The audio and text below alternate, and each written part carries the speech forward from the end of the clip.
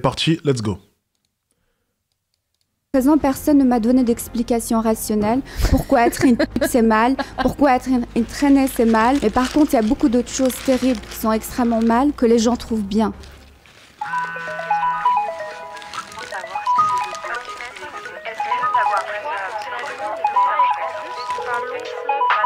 Bienvenue sur ma messagerie. Tu peux y laisser ta question existentielle, qu'elle soit futile ou utile. Il n'y a pas de question bête. Bonjour à tous et bienvenue dans ce nouvel épisode et premier épisode de Bip Sonore avec une invitée de qualité. Si vous ne connaissez pas le podcast Bip Sonore, c'est tout simplement un podcast où on répond à vos questions sur ma boîte vocale qui est mon compte Instagram bip.sonore. Des questions existentielles, futiles ou utiles, il n'y a pas de questions bêtes. J'ai décidé de lancer cette série avec plusieurs invités pour qu'ils soient à même de répondre à certaines questions qui leur correspondraient. Aujourd'hui, une invitée de qualité, la première. Franchement, je te remercie du fond du cœur d'être la première. Après ma mère et mon mec. Merci à toi, je suis ravie d'être là. Oh, franchement, c'est un honneur. Zaya Dehar est parmi nous. Pour moi, t'es une queen. Oh, merci. Ah, franchement.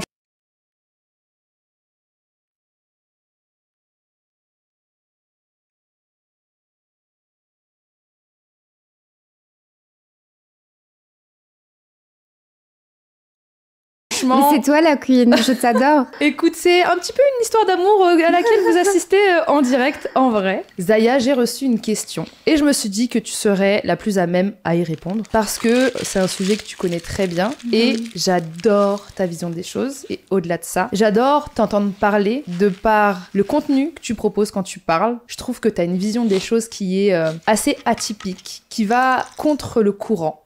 J'adore ça. Donc on va écouter le vocal tout de suite. Hello Chéra, hello Bip Sonore. Alors moi j'ai une question, parce que je me rends compte qu'on continue de comparer et de mettre en rivalité les filles dites bien et les filles dites faciles ou aux mœurs légères. Et du coup je voulais savoir, c'est quoi être une fille bien? C'est quoi être une fille facile? Et surtout, est-ce qu'on peut être une fille facile et une fille bien? Qu'est-ce que tu penses de cette question? Est-ce que c'est une question que tu t'es déjà posée? Est-ce que c'est une question qu'on t'a déjà posée aussi? Bah ça, c'est une chose vraiment qu'on commence à ressentir dès l'adolescence, je pense, comme beaucoup de filles. Moi, dès que j'ai commencé à avoir 12, 13 ans, dès que j'avais envie de mettre des mini-jupes, dès que notre corps commençait un peu à se former, déjà on sentait que la société commençait déjà à me dire « Faites attention, vous n'avez pas intérêt à être une mauvaise fille, une traînée, une dévergondée. » Déjà, on te mettait la pression, parce que quand on a cet âge-là, forcément, on n'a pas encore eu une vie sexuelle, on est encore très jeune, on se développe finalement, on est en train de développer sa créativité et la société tout de suite nous juge par rapport à notre tenue vestimentaire. Et pour moi, la tenue vestimentaire, c'est aussi quelque chose qui t'aide à t'épanouir créativement. Par exemple, moi, quand j'étais plus jeune à cet âge-là, j'étais très fan, par exemple, de Britney Spears, Christina Aguilera. Et bien sûr, je m'habillais comme elle, j'adorais ça. Cette mode des années début 2000, le ventre à l'air, les mini-jupes, les piercings en nombril. Le string qui dépasse. Ah ça,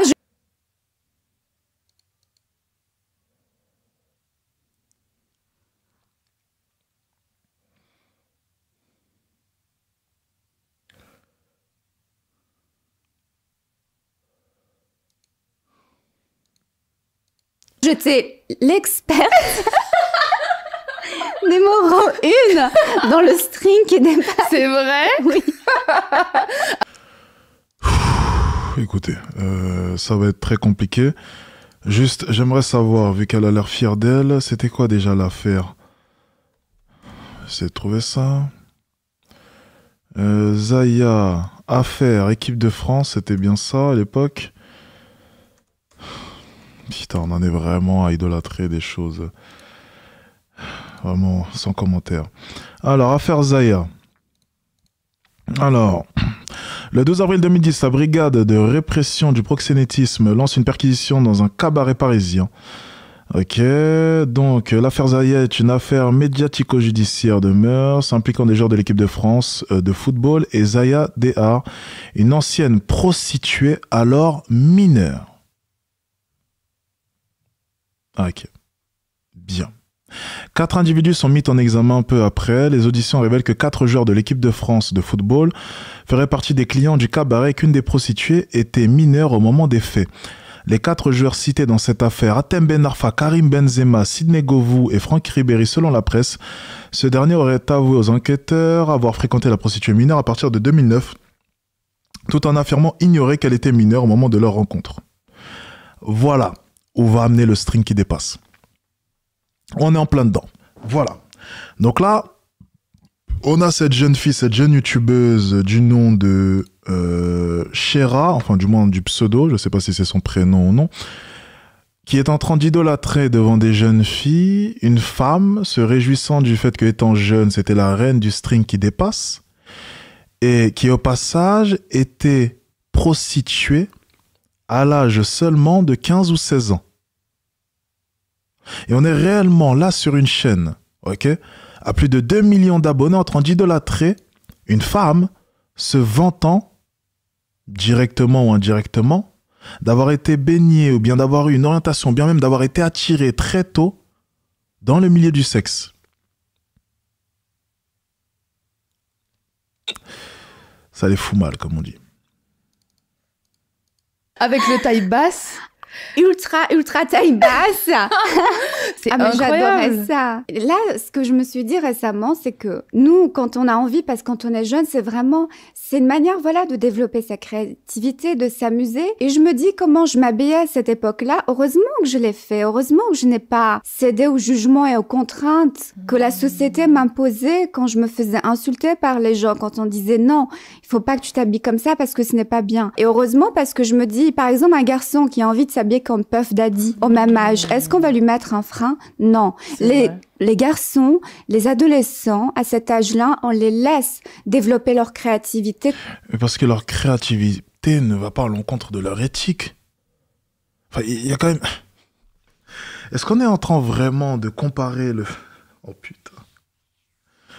Je ne peux pas. Ça vient de commencer depuis 4 minutes. Je suis déjà abasourdi par les propos que je suis en train d'entendre. Ça va être extrêmement dur de finir cette vidéo. Créativité de quoi lorsque tu montres la moitié de ton cul et tu finis prostituée à 15 ou 16 ans? Où est ta créativité dans ces moments? Non, tu t'es juste perdu, ma cocotte, et tu essaies de justifier tes actions. C'est aussi simple que cela. Dans tous les cas, vous savez, le déni, c'est une arme qui est très puissante. C'est une arme qui est très puissante et très utile. Reconnaître le fait que ça a été simplement une pute toute sa jeunesse, et que c'est peut-être encore le cas, c'est bien plus dur que de simplement se dire...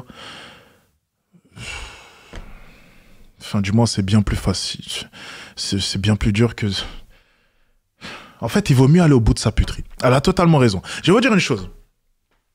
Si j'étais à sa place et j'étais une personne dans le déni, et que j'avais connu autant d'actes, autant aller jusqu'au bout de ma connerie. Reconnaître que ça a été quelque chose de mauvais pour moi, reconnaître que ce n'était pas quelque chose à faire, reconnaître que durant tout ce temps, j'ai fauté, c'est bien trop dur. Donc peut-être que le déni est une bonne option. Rappelez-vous, le déni, c'est un mécanisme du cerveau qui permet de vous protéger lorsque la vérité est trop dure à admettre. Et je pense sincèrement qu'on est en train de rigoler depuis tout à l'heure, mais cette jeune femme ici présente est atteinte de déni. Cette jeune femme ici présente le sait au plus profond d'elle. Elle sait éperdument que ce qu'elle a fait, elle ne recommanderait jamais à sa fille de faire ne serait-ce que le quart de ce qu'elle a pu faire étant jeune. Et elle le sait. Elle admettra peut-être jamais, mais elle le sait au plus profond d'elle. Jamais, je pense, elle ne pourra comme ça se poser devant un plateau TV et dire « J'aimerais que ma fille ait vécu de la même manière que moi. J'aimerais que ma fille vive de la même manière que j'ai vécu. » Jamais elle ne pourrait le dire. Je n'oserais le croire. Si elle le dit un jour, veuillez interdire à cette femme d'être mère. Je sais, Alex, tu ne peux pas dire ça, mais comment peux-tu? Si, je le dis. Je ne pense pas qu'une mère puisse souhaiter une telle jeunesse pour sa fille. Très sincèrement. Complètement. Mais les filles, déjà, dès cet âge-là, on les brime par rapport à cette idée qu'il ne faut pas être une fille facile, une mauvaise fille, une traînée, une dévergondée. Ah, tu ne te respectes pas. Tous ces termes-là qui viennent tout de suite nous peser sur les épaules à un jeune âge. Je trouve que c'est assez choquant et assez violent d'être jeune et de faire face à ça. C'est vrai. Et ensuite, moi, bien sûr, je faisais face à ça. J'étais la traînée. Là, oui, parce que t'avais une réputation. Ah oui, j'étais la fille à réputation. Non. Ah, complètement. D'accord. Ah, bien sûr, parce que j'avais envie de porter des mini-jupes. Ok. Parce que je voulais m'habiller comme je voulais et surtout, je ne cédais pas. Par exemple, je me souviens avec des copines de mon âge, on allait par exemple faire les boutiques, on fait tout ça à cet âge-là avec ses copines et on regardait des mini-jupes, on adorait, on les essayait, on disait « Ah, c'est super !» On achetait la même mini-jupe, on était toutes excitées. On se dit « Alors, demain, on se retrouve à l'école avec la même mini-jupe. » Alors moi, j'arrivais avec la mini-jupe comme c'était prévu et toute là, le regard changeait. Je lui dis « Mais pourquoi tu l'as pas mis ?» Ah ben non, c'était soit, ma mère m'a dit non, tu ne peux pas porter cette jupe, soit, ah non, mais j'ai peur finalement, on va nous insulter de pute, alors qu'on n'avait même pas encore de vie sexuelle. Oui. Et en fait, je n'ai pas eu une seule copine. Mais finalement, elle est devenue, tu vois, comme quoi les apparences ne sont pas trompeuses. Enfin, ce que j'aimerais simplement dire, c'est qu'un discours comme ça, je peux l'entendre lorsque tu sais, alors j'avais l'apparence, j'avais l'accoutrement, mais je ne l'étais pas. Mais ce qui est assez drôle, c'est qu'en fait, elle donne raison à toutes les personnes qui ont pu la critiquer. C'est-à-dire que toutes les personnes qui, en voyant son accoutrement par avant, l'ont traité de pute, au final, ils avaient bel et bien raison. Parce qu'elle est devenue. Donc en fait, elle donne raison à tous ses détracteurs. Au final. Je suis désolé, c'est terriblement vrai ce que je viens de vous dire. Ça aurait été faux, il y aurait eu débat. En l'occurrence, ce n'est pas le cas. Donc toutes les remarques qu'elle a pu recevoir étaient légitimes. Mine de rien. Et ensuite, forcément, lorsque tu sors de la norme, tu recevras, quoi qu'il arrive, des remarques. Je sais, à son pressé, vous allez me dire, mais Alex, ce n'est pas parce qu'elle met une mini-jupe qu'elle devrait forcément se faire juger. Écoutez, je me suis fait juger toute ma jeunesse sur ma taille et pourtant je ne l'ai pas voulu et je l'ai assumé. Le monde est fait ainsi. Lorsque tu sors de la norme, tu te feras forcément juger. Donc si j'avais décidé de m'habiller en gothique, j'aurais assumé le fait que le monde est fait ainsi. Arrêtez de vouloir imaginer un monde qui n'a jamais existé. Le monde a toujours été comme cela. Le monde a toujours été dur. Il a toujours eu du jugement. On vit dans le jugement constamment. Donc lorsque tu décides de t'habiller de telle ou telle manière, tu devrais simplement l'assumer. Moi, de mon côté, j'étais grand, je l'ai simplement assumé. Durant toute ma jeunesse, on n'a fait que me le répéter. Lorsque je marche dans la rue, on fait que me le répéter. Oh, attention, faut pas se cogner. Oh, ben vous êtes grand. Ben... C'est mon quotidien. Et c'est comme ça. Et tu fais avec. Elle a de très belles jambes. Effectivement, je vais pas vous mentir, la première chose que j'ai regardée, c'est ses jambes. Mais de par son discours, j'ai vite oublié ses jambes. Mais elle a de très, très, très belles jambes. Ça, c'est la première chose que j'ai vue. Terriblement belle. De cet âge-là, qui m'a tout simplement... Je déteste son visage, mais par contre, ses jambes sont incroyables. répondu, ah non, c'est parce qu'il faisait trop froid et je trouvais ça vraiment pas confortable. Non, ça veut dire, elle ne s'habillait pas comme elle voulait, parce que elles avaient peur des insultes ou parce que leurs parents leur disaient « Faites attention, ne sois pas une traînée ». Déjà, à cet âge-là, on leur met une pression, mais cette pression, on la met pas aux garçons de cet âge-là. C'est vrai. Surtout qu'à cette époque-là, je sais pas si on se souvient, mais quand justement les mecs s'habillaient un petit peu comme P. Diddy, 50 Cent et tout, je sais pas si tu te souviens, ils portaient des baggy super bas et on voyait leurs fesses. Et on voyait leurs caleçons. Exactement. On voyait leurs caleçons, littéralement. Exactement, et c'est vrai que ça posait aucun problème. Bah non. Mais quand tu voyais la fille avec le string qui dépasse, c'était tout de suite un problème. Mais moi, j'ai une question à te poser. Il fallait baffer toutes les deux. Non, les gars, je ne fais pas ça. Je trouve ça hyper fascinant d'avoir eu, à cette époque-là, et si jeune, Tu fantasmes sur les jambes, Alex? Oh, les gars, putain. Vous êtes sérieux ou... Quoi? Qu'est-ce qu'il y a? Ça, ce matin, ok, j'ai compris, ok. Cet après-midi, vous voulez me faire, ok, je vais pas rentrer dans votre jeu, vous inquiétez pas. Force mentale de justement affronter le regard des autres, affronter le regard des hommes aussi, affronter le regard des personnes qui ont justement cette... Parce que pour moi, ça vient de l'hypersexualisation du corps de la femme. C'est ça. Pour répondre, par rapport au pantalon baissé, non mais ça c'est faux. La première chose que personnellement mon père en tout cas moi me disait, c'était remonte ton pantalon. C'était remonte ton pantalon et marche pas comme ça dans la rue. Donc moi j'ai jamais eu l'occasion, tu vois, de pouvoir le faire.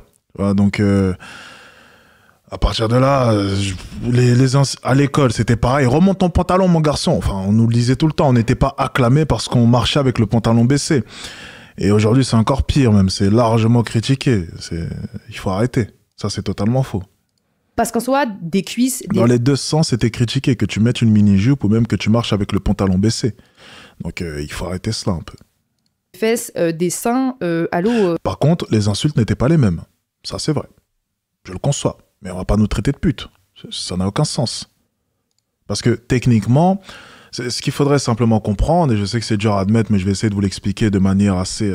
Il y a des jeunes, donc je vais peser mes mots. C'est que certes, tu marches avec le pantalon baissé, on voit le début de ton cul, on voit ton caleçon, oui, mais personne va te la mettre, techniquement. Je ne sais pas si vous voyez ce que je veux dire. L'inverse aurait été beaucoup plus problématique. Si on voyait le devant, si on voyait ta zigounette et tu marchais comme celle-là dans la rue, ça aurait été bien plus problématique parce que c'est sexualisé. Par contre, techniquement, le cul d'un garçon, ce n'est pas sexualisé. Techniquement. Ok? J'essaie vraiment de vous donner... j'essaie vraiment de rester très... vous voyez ce que je veux dire. Ok? Donc, t'aurais montré ta zigounette dans la rue, ça aurait été problématique, t'inquiète pas. Tu montes ton cul dans la rue, techniquement, on n'est pas censé l'utiliser. Donc, ça passe. Et pour une gonzesse, c'est exactement la même chose. Tu vois, c'est aussi simple que cela. Donc, une gonzesse, elle peut montrer son dos nu, ça passe. Le ventre, ça peut passer. Mais lorsque ça commence au cul ou ce genre de choses, ou les seins, c'est un peu plus problématique parce que c'est vraiment des parties qui sont très sexualisées.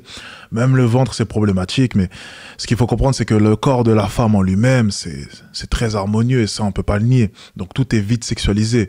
Ils arrivent même à sexualiser les pieds. Donc, à partir de là, tu imagines bien que les femmes jouissent du fait qu'elles peuvent attirer l'attention, elles reçoivent énormément d'attention, elles veulent du coup les avantages, continuer à être attractives et attirer, mais par contre elles ne veulent pas les désavantages. C'est qu'effectivement, peu importe la partie que tu vas montrer, peu importe ce que tu fais, tu vas attirer le regard. Mais ce regard, techniquement, ne les dérange pas lorsqu'elles reçoivent énormément d'attention. Donc il y a toujours des avantages et des inconvénients.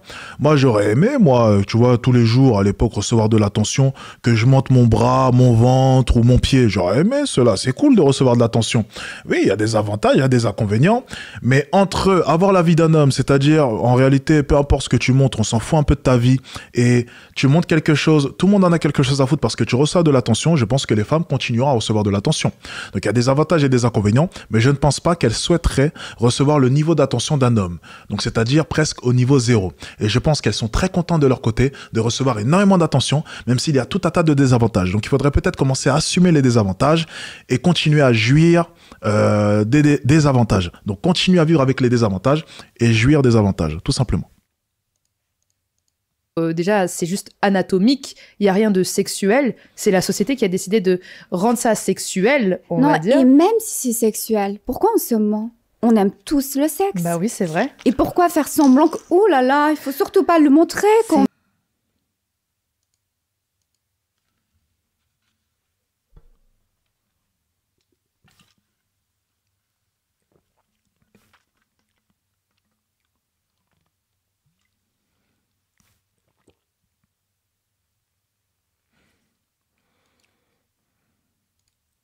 On veut le sexe. Raison. On fait quoi le tous le soir? Bah oui. On les délivre? Mais nous, on vient d'où? Déjà, nous, on vient d'où? Mais c'est ça qui est ridicule. On vient d'une putain de partie de jambes en l'air, ok? Exactement. Mais par contre, on passe notre temps, à diaboliser tout ce qui est autour de la sexualité. C'est vrai. Voilà. Parce qu'un corps dénudé veut dire peut-être que tu veux aguicher, tu veux attirer, t'es prête peut-être à... Voilà, à t'envoyer en l'air. Oui, des fois, il y a des gens qui pensent plutôt que justement s'habiller court, donc du coup, forcément, ils hypersexualisent le corps de la femme. Et comme tu l'as très bien dit, quand bien même c'est sexuel, ça, exactement. Pour eux, c'est une invitation. Exactement. Alors que non. Déjà, non, ça veut rien dire. Quand tu t'habilles comme ça veut pas dire que tu as vraiment c'est ce que tu souhaites. Mm-hmm. Moi, je suis tout le temps à moitié nue. Non, et je ne cherche pas forcément. En fait, c'est très compliqué pour qu'un homme me fasse monter mon excitation. Il en faut vraiment beaucoup. Bah, normal, t'es une ancienne pute.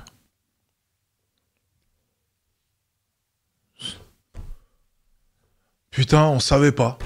On savait pas que t'aurais été chiante et exigeante. T'as niqué avec 400 hommes, heureusement que... Mais putain, merde, que ça doit être un chantier pour essayer de t'allumer, toi. Eh oui, non, on n'avait pas... Non, on n'y avait pas pensé, tiens. Eh merci, tiens, Zaya vient de nous l'apprendre, c'est dur. Oh là là. C'est intéressant. Et tu peux avoir d'autres femmes qui sont très, très couvertes, mais elles s'enflamment rapidement. Mais ce n'est pas grave et c'est très bien. Oui. Et même si, de toute façon, c'était, voilà, je mets une mini-jupe parce que je veux, rencontrer un homme ce soir et rentrer avec lui. Et alors? C'est vrai. Aussi. C'est vrai, t'as raison. Je ne comprends pas pourquoi ça dérange autant. Mais moi, en fait, j'ai réussi, à à affronter ça parce que je ne les comprenais pas. Je me posais cette question, même quand j'étais toute petite. Il y avait déjà cette idée de pute. Je me disais, oui, vraiment être une pute dans cette société, vraiment être catégorisée dans cette case de femme à mauvaise réputation. C'est vraiment la pire chose qui puisse arriver à une femme. Et c'est vrai, on est tous terrorisés par ça. On a tous été terrorisés par ça. Et en étant plus jeune, je me disais, oui, c'est terrible. Mais en même temps, je me disais, ces femmes-là, elles ont un courage énorme d'affronter cette société. Et quand j'ai commencé à avoir un peu de forme et voilà, à vouloir m'habiller à cette mode des années 2000 en mini-jupe et tout ça, et je voyais tout cet acharnement qui arrivait sur moi, et je me posais une question très simple, c'est je me dis, c'est pas parce que tout le monde pense que c'est mal, que c'est forcément mal. Je me posais la question à moi-même, est-ce que il y a une explication rationnelle à ce qu'ils disent finalement? Est-ce que eux-mêmes ils savent pourquoi c'est mal? C'est que ces gens-là me croisaient, disaient mais c'est honteux, c'est horrible, tu t'habilles comme une pute. Mais eux-mêmes ils ne savent pas pourquoi c'est mal. Mais ils font que perpétuer cette idée qui est ancrée en fait dans l'être humain depuis des siècles. C'est ancré qu'une femme qui s'habille comme ça, ce n'est pas bon. Tout simplement. Mais eux-mêmes ils ne savent pas pourquoi ce n'est pas bon. Si tu poses réellement la question pourquoi c'est mal, pourquoi une pute c'est mal déjà? Pourquoi une traînée c'est mal? Ceux-mêmes qui t'insultent, ils ne savent pas. Ils n'ont pas la réponse. Et moi, à cet âge-là, je me suis dit, mais même eux ne savent pas en fait. Ils sont idiots. Et je me suis dit, mais moi, je ne vais pas jeter mon plaisir. C'est vrai. À la poubelle pour faire plaisir à des idiots. Ce n'est pas grave de ne pas avoir d'amis. Ce n'est pas grave de se faire insulter. J'étais plus dans l'idée, j'ai compris, ils n'ont pas compris. Tant pis pour eux. C'est incroyable de se dire que... Ouais, c'est devenu une pute du coup pour... oui, c'est ça. C'était une expérimentation, tu vois. C'était à but... Oui, c'était une expérimentation du coup. Elle a voulu aller jusqu'au bout de ses idées. Tu vois, c'est juste ça. Si jeune âge, t'avais la force mentale de t'écouter plus toi et ce que tu ressentais... Oui. Que d'avoir peur du regard et du jugement des autres, parce qu'au final, ça prouve, je pense, que tu n'as pas forcément de dépendance, on va dire, relationnelle. Je te dis ce que moi, j'analyse. Si je continue à regarder, c'est juste pour ses jambes. Hein. Si ça ne tenait qu'à moi, je serais déjà parti. Je préfère vous le dire. Oh, mais il la sexualise, tu vois, c'est exactement de ça dont je parlais. Oui, c'est exactement ce que je suis en train de faire. Et où est le problème ? Vous avez un problème? Non, il n'y a pas de problème. Ok, je le fais avec plaisir. Donc, je sexualise actuellement l'invité. Donc, la seule raison pour laquelle je continue à regarder, très sincèrement, c'est ses jambes. Si ce n'était que son visage, je serais déjà parti personnellement. Si ce n'était que son discours, je serais aussi déjà parti. Mais on va continuer à regarder encore quelques minutes juste pour ses jambes, en espérant trouver peut-être un élément qui pourrait nous intéresser. Alors, bon, continue à regarder ses jambes. Dans ma tête, et que du coup tu te contentes à toi-même, en gros. T'es quelqu'un d'un peu solitaire, je pense, peut-être. En fait, je me suis fait ma propre réflexion, je me suis posé la question. Et ça, c'est dans tous les domaines. Si un jour quelqu'un vous dit ça, ce n'est pas bien, ou ça, c'est bien, posez-vous la question. Oh, mettez le grand plan là-haut. Qu'est-ce que j'en pense, moi? Est-ce que c'est vraiment mal? Ou est-ce que je vais juste suivre le mouvement sans m'opposer de questions? Oui, allez, mettez le grand angle. Moi, jusqu'à présent, personne ne m'a donné d'explication rationnelle. Pourquoi être une pute, c'est mal? Pourquoi être une traînée, c'est mal? Pourquoi être à moitié nu, c'est mal? Mais par contre, il y a beaucoup d'autres choses terribles qui sont extrêmement mal. Ok, moi, je vais répondre à ça. Ok, je vais répondre à sa remarque. Pour t'apporter un élément de réponse, est-ce que tu seras en mesure de pouvoir me dire là, maintenant, ok, que ça ne te dérangerait pas que ta fille devienne une pute, que ta fille se prostitue à 15 ans, comme tu as pu le faire, ok, et que ta fille s'expose à poil sur les réseaux sociaux? Si tu me dis oui, ok, que tu accepterais cela, dans ce cas-là, tu gagnes le débat. Pas de souci, tu as gagné. C'est officiel. Si tu me dis non, tu devras admettre une chose, c'est que c'est mal d'être une pute. Tout simplement. C'est posez-lui juste la question. Là, elle est coincée, là, elle peut plus s'en sortir. Hop là. Question. Direct. Et là, on verra. On verra. Je sais pas ce qu'elle va répondre. que les gens trouvent bien. C'est Et moi, vrai. je trouve ça terrible. Alors, C'est surtout que en vérité, c'est pas un problème. Enfin, les gens en font tout un problème, du coup. Mais c'est pas un problème. Enfin, je veux dire, non. à un moment donné, si une fille décide de faire ce qu'elle veut... Ils en font un problème parce qu'en fait, comment dire, c'est un achat. Je sais même pas.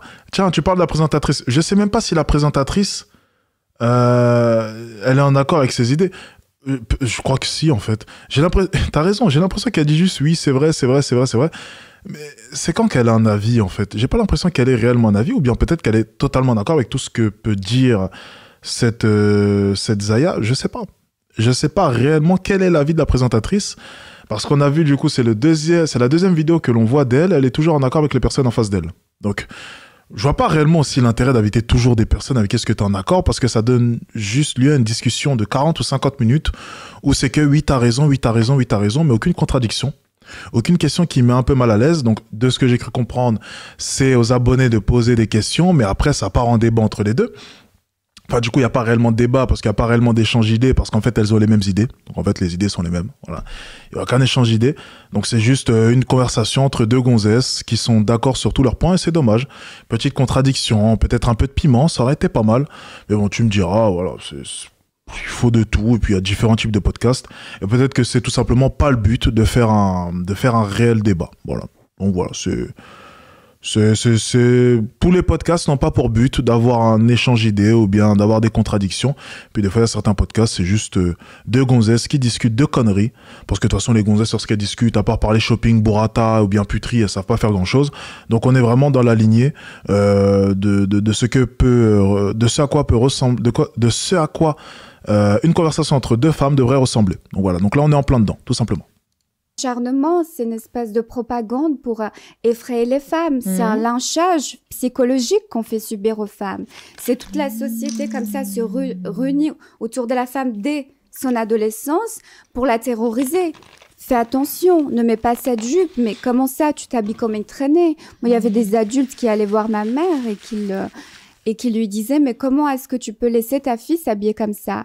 Et ma mère, elle m'a toujours soutenue, elle m'a dit... C'est pas vrai, c'est vrai. Mais oui, mais parce qu'elle se pose la question, elle voyait pas le mal là-dedans. Et elle avait raison, et heureusement qu'elle m'a laissé, parce que finalement, les tenues que je portais à cet âge-là, les micros, mini-jupes, ceinture et le piercing en nombril, maintenant, c'est pas ce qui me fait, comment dire... c'est pas comme ça que je me sentirais épanouie. Maintenant, j'ai un autre style vestimentaire. Heureusement que quand j'avais 12-13 ans, je me suis éclatée, que je n'ai pas écouté les gens. Heureusement que je me suis amusée, parce que maintenant, je serais en train de le regretter, parce que maintenant, est-ce que j'ai envie de mettre un piercing en nombril? Non. Je l'ai fait quand j'avais 14 ans, mais je l'ai retiré quand j'avais 16 ans, parce que j'en voulais plus. Alors, heureusement que je me suis amusée, parce que à chaque âge, on a des envies différentes. Et si on laisse la société vous voler ça, c'est pas la société qui viendra après vous consoler quand vous aurez des regrets. C'est vrai. On entend beaucoup maman, mais j'ai pas entendu papa. Où était papa pendant tout ce temps? Juste comme ça, j'aimerais juste m'informer. Excusez-moi, je vais juste essayer d'aller m'informer un peu. Où était papa pendant ce temps? J'ai besoin de savoir. Là, attendez. Je suis désolé, hein, je vais faire un petit hors-piste. C'est bizarre. Alors, voyons voir, parce que c'est quand même assez bizarre. Là, on va essayer de confirmer une théorie, là, parce que en Algérie, à l'école, c'est une élève qui a des résultats satisfaisants. Son père est toujours là. Non, c'est impossible. Il n'aurait jamais laissé ça. Son père est ingénieur dans l'énergie et sa mère ne travaille pas. Mais ils se séparent. Ok. On est d'accord. Voilà. Bon, c'est le sujet intéressant. Voilà. Donc là, ça a été... Voilà, là, c'est parti en couille. C'est ici, là. Là, c'est parti en couille. Là, c'est parti en couille. Là, c'est fini. Donc, papa, maman séparés. Maman part seule avec le petit et la petite en France. Champigny-sur-Marne, Marseille, oulala, scolarité difficile. Voilà.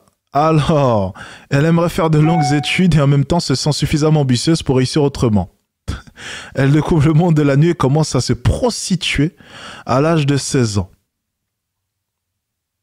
Alors, en mars 2008, selon les informations du Monde, elle évolue rapidement, eh ben dis donc, elle évolue rapidement dans le monde de la prostitution haut de gamme. Ok, donc elle a eu une carrière incroyable dans le monde de la prostitution. Ok, je vois. Voilà. Donc, je ne citerai pas son origine parce que j'ai pas envie de vexer certains de mes confrères. Donc, on ne parlera pas de ses origines, bien entendu. Hein. On ne dira rien. Mais voilà, écoutez, ça ne me surprend pas. Le soutien de ta mère, est-ce que tu as eu le soutien d'autres de tes proches dans justement cet état d'esprit d'une liberté psychologique et sociale? Parce que pour moi, ça, c'est une grosse liberté d'un point de vue sociétal. Parce que du coup, forcément, je pense que tu as dû être amené à être exclu. Tu as dû être amené à être à l'écart de certaines personnes. Elle a une carrière fulgurante. Elle voulait pas faire de longues études parce que vraiment, elle savait qu'elle pouvait faire de grandes choses. Donc, elle a entrepris une carrière fulgurante dans le milieu de la prostitution. C'est juste lunaire. Son Wikipédia est lunaire. Et là, on est en train de l'interviewer, lui donner raison, comme si de rien n'était. Et puis on s'assoit, et puis on l'écoute raconter des conneries comme pas possible. Non, mais sérieusement, quoi. D'être isolé. Oui. Et pourtant, t'as pas perdu de vue ce que t'étais toi. Ce que je trouve vraiment incroyable, parce que le monde dans lequel on vit a pas réussi à mettre la main sur ta liberté. Ça soulève pour moi aussi un autre problème, parce que je me dis que en gros, est-ce que ces tenues légères ou alors cette réputation de fille facile, etc. et tout, bon, moi j'aime bien ce mot et j'aime pas ce mot à la fois. Non, mais déjà, à la base, c'est des mots dégradants qui ont été créés pour terroriser les femmes. Et moi, je glorifie ces mots-là, fille facile, pute, pour qu'on se les approprie et pour qu'on ne soit plus terrorisés. Parce que nous, les femmes, on tient notre liberté dans notre main. On la tient, on peut la prendre comme ça. Mais pourquoi est-ce que nous continuons à avoir peur? Et c'est fou de voir à quel point est-ce que chacune des putes que l'on peut interviewer, je suis désolé d'employer le mot pute, mais c'était une pute, donc je vais pas, voilà. Chacune des putes que l'on peut interviewer, lorsqu'elles ont besoin de pouvoir appuyer leurs propos, elles ont ce mécanisme de manipulation qui est super fort, c'est essayer d'inclure toutes les femmes et partir sur de la victimisation pour appuyer leurs propos. C'est nous les femmes, on a notre liberté, on peut être libre, on peut... Non. On est en train de parler de ton cas de puterie, là. Arrête de vouloir à chaque fois inclure toutes les femmes pour essayer d'appuyer tes propos et jouer la carte de la victimisation pour que les femmes se sentent investies dans ton combat. Non! Ça fonctionnera pas avec moi. Arrête, à chaque fois, elle nous joue la carte. À chaque fois. À chaque fois. Bon, on n'a pas vu ses jambes depuis un moment, là. La manière de prendre notre liberté, c'est de faire comme les hommes. Ne plus avoir peur. Voilà. Et maintenant, le combat. On doit combattre les hommes, les filles. Ne laissez pas les hommes insulter de putes, ok? Regardez, ils veulent nous oppresser, et ils ont droit qu'on voit leurs caleçons. Voilà, c'est les conneries à chaque fois. Et à chaque fois, ils vont jouer la carte, hein, à chaque fois. Mais les filles, ne les laissez pas m'insulter de putes. C'est le patriarcat. Non, c'est pas le patriarcat, c'est la vérité, ma cocotte. Il faut arrêter au bout d'un moment. Et à chaque fois, elle joue la carte. Tu penses que je suis une fille facile, une pute? Mais oui, j'adore ça. Oui, je suis une pute, ça me fait rien. Je continue à être comme je suis. Est-ce que les hommes, ils ont peur qu'on les traite de goujards, d'être des lâches? Voilà, comme d'hab. Et maintenant, ça va pointer du doigt les hommes, pour faire en sorte que les femmes autour d'elles se sentent investies. Ah ouais, elle a raison, c'est les hommes. Mais en fait, elle déplace, tu vois, le truc. Elle déplace le truc, tu vois. C'est super malin, c'est de la manipulation, tout ça. De se défiler à la moindre... Au moindre problème. Au moindre problème. Comme les chats. Mais eux, ils n'ont pas peur des étiquettes qu'on peut leur mettre. Ils se fichent complètement d'être des lâches, de mal se comporter, de gosses. Voilà. Allez, on va s'arrêter là. Je connais la technique de manipulation. Celle-ci, je l'ai entendue 10 000 fois en débat. Ça marche pas avec moi. Si j'étais là, franchement, ça aurait été vite réglé. Et à chaque fois, de par ses réponses... Elle va se la jouer féministe, c'est les hommes, ils sont comme ci, ils sont comme ça. Qu'est-ce que tu penses du fait qu'on t'ait traité de pute? Ben, c'est les hommes qui m'oppressent, eux de leur côté, ils ont tous les privilèges, blablabla, blablabla, blablabla, blablabla. Voilà, c'est tout, ça s'arrête là. C'est du classique et on va s'arrêter là parce que je risque de dire des choses que je pourrais regretter.